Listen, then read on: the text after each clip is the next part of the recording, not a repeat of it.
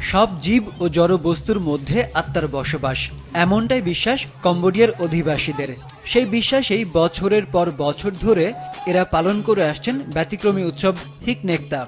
উৎসবের উপলক্ষ বৃষ্টি ও সমৃদ্ধির জন্য প্রার্থনা।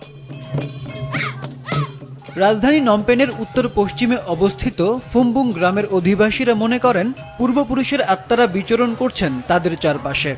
উৎসবের নানা আয়োজনে তারা সম্মান জানান পূর্বপুরুষদের আত্মাকে। একই সাথে করেন গ্রীষ্মকালীন সময়টাতে ভালো ফসল ফলানোর প্রার্থনাও।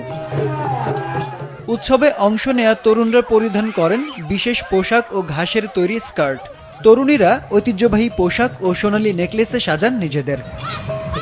স্থানীয় মন্দিরে সমবেত হয়ে ফলমূল, খাবার, কোমল পানীয় ও মদ নিবেদন করেন দেবতার উদ্দেশ্যে। করেন সৌভাগ্য ও সমৃদ্ধির প্রার্থনা। জ্বালানো হয় ধূপকাঠি।